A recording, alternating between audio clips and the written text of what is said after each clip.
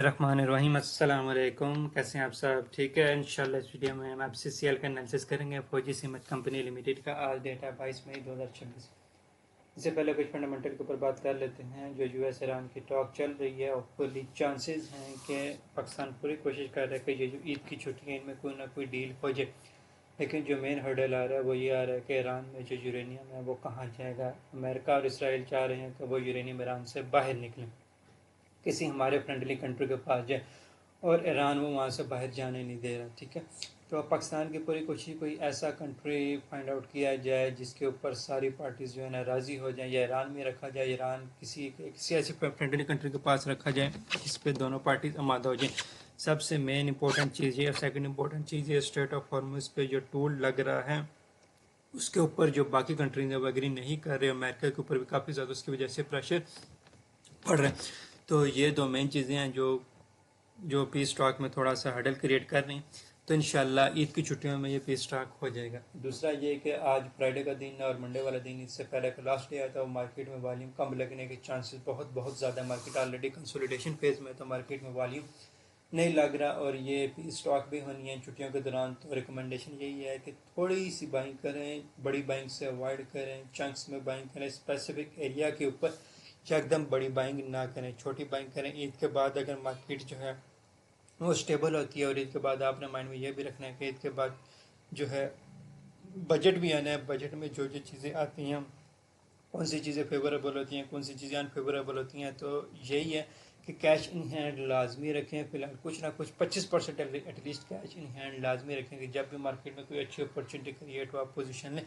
कोई भी बड़ी पोजीशन क्रिएट करने से आप अवॉइड करें।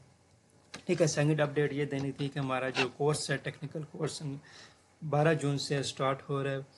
अगर आप इंटरेस्टेड हैं डिटेल टेक्निकल एनालिसिस सीखने में, स्पेशली वॉल्यूम और कैंडलस्टिक्स की कम्बिनेशन को सीखने में, क्योंकि वॉल्यूम के कैंडलस्टिक कम्बिनेशन मार्केट में बहुत ज़्यादा गलत है, और लोग मार्केट में वॉल्यूम को लोग गलत इंटरप्रेट करते हैं कि आज मार्केट में बहुत ज़्यादा वॉल्यूम लगा है शेयर में तो कल भी ये शेयर चलेगा, लेकिन अगले दिन वो शेयर नहीं चलता। तो रीज़न उसकी क्या है, कितना ज़्यादा वॉल्यूम लगने के बाद वो शेयर नहीं चल रहा। तो पीछे स्पेसिफिक रीज़न है। वॉल्यूम की अंडरस्टैंडिंग मार्केट में बहुत गलत है। ठीक है। अगर आप वॉल्यूम को, कैंडलस्टिक्स को डिटेल में सीखना चाहते हैं तो टेक्निकल कोर्स ज़रूर ज्वाइन करें। यूट्यूब की डिस्क्रिप्शन में जो है लिंक मौजूद होगा, व्हाट्सएप पर आप उसमें कॉन्टैक्ट करें। थर्ड, आप जहाँ कहीं भी वीडियो देख रहे हो तो काइंडली आप कमेंट लाजमी करें। फेसबुक, ट्विटर, यूट्यूब कहीं पर भी अपनी राय का इजहार लाजमी क्या करें। ठीक है। तो बहुत मेहनत लगती है वीडियो बनाने में। ठीक है। अगर आप कमेंट करेंगे तो अच्छा होगा। ठीक है। थोड़ी सपोर्ट मिलेगी, तो काइंडली कमेंट लाजमी किया करें। ठीक है। अगर हम FCCL के ऊपर अब इसमें बात करें तो FCCL का ये जो कैंडलस्टिक्स पैटर्न बना है, ये एक मॉर्निंग स्टार कैंडलस्टिक्स पैटर्न बना है जो कि काफ़ी ज़्यादा स्ट्रॉन्ग होता है। कि जितना ज़्यादा मॉर्निंग स्टार स्ट्रॉन्ग पैटर्न होगा उतनी ज़्यादा मोमेंटम कंटिन्यू करेगा ऊपर की तरफ। ठीक है। अब यहाँ पर क्या था कि ये वाली जो ग्रीन कैंडल बनी है, ठीक है, ये एक बहुत सॉलिड कैंडल बनी, एक अच्छी कैंडल बनी, वॉल्यूम भी इसका एवरेज रहा। ठीक है। अब यहाँ पर ये देखें कि कितनी बड़ी कैंडल बनी है और वॉल्यूम कितना छोटा आया। एवरेज वॉल्यूम आया, बहुत सॉलिड किस्म का अच्छा वॉल्यूम आया। इसी वजह से मार्केट अगले दिन गैप अप के साथ ओपन हुई, मार्केट ऊपर गई। ठीक है। वट एवर द रीज़न जो भी मार्केट में हुआ, लेकिन मार्केट ऊपर गई।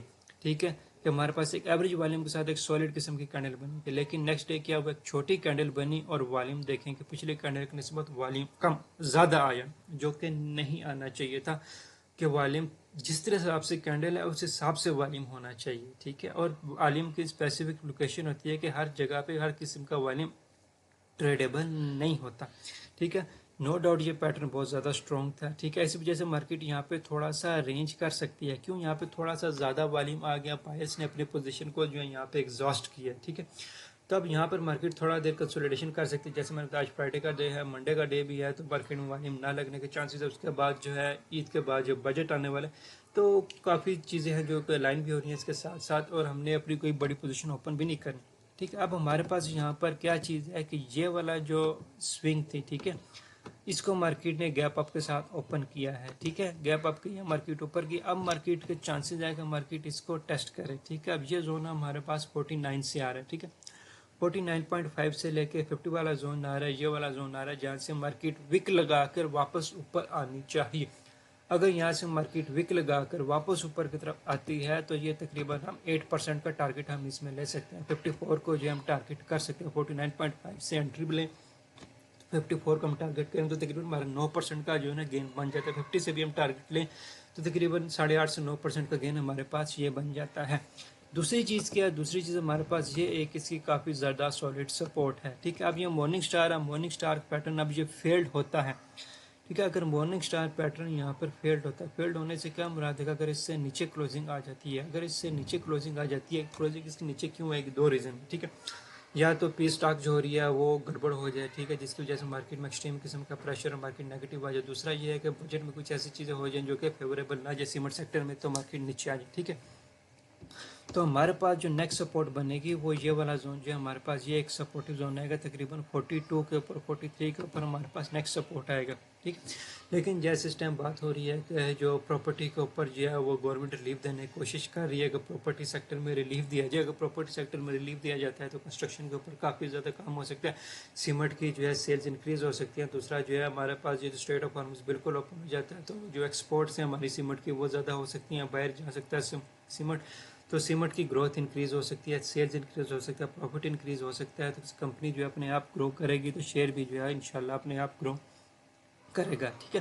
तो सारी चीज़ें फंडामेंटल टेक्निकल आपने अलाइन करने हैं। आप जैसे टेक्निकल के साथ साथ फंडामेंटल भी अलाइन हो रहे हैं। फंडामेंटल क्या है कि हमारे पास जो है वो वीकेंड आ रहा है, ईद है, छुट्टियां हैं, पी स्टॉक होनी है, बजट आना है, सारे फंडामेंटल है। दूसरा टेक्निकल क्या है कि हमारे पास ये सब गैप है, मार्केट ने इसको ब्रेक किया है, ठीक है। तो यहाँ पर मार्केट आके इसको टैप कर सकती है, यहाँ से फिर मार्केट जो है पोजीशन क्रिएट ओपन हो सकती है। अगेन यहाँ से कोई भी बड़ी पोजीशन आपने ओपन नहीं करनी। यहाँ पर हमारे पास एक फेयर वैल्यू गैप भी मौजूद है, ठीक है। तो मार्केट यहाँ पर फेयर वैल्यू गैप को टैप करके वापस इनसाइड क्लोजिंग देती है ऊपर की तरफ, ठीक है। तो यहाँ पर हमारे पास फेयर वैल्यू गैप भी है, ठीक है। ये ऑर्डर ब्लॉक भी है जो कि ब्रेकर ब्लॉक में कन्वर्ट हुआ है, इसको ब्रेक करके मार्केट यहाँ से विक लगा के क्लोजिंग देती है, ठीक है। और वॉल्यूम भी नॉर्मल हो, नो के एक्सेसिव और अल्ट्रा लार्ज वॉल्यूम नहीं होना चाहिए। एक्सेसिव और अल्ट्रा लार्ज वॉल्यूम होगा तो इसका मतलब होगा पोजीशंस एग्जॉस्ट हो चुकी है, मार्केट जो है रेंज में चली जाएगी।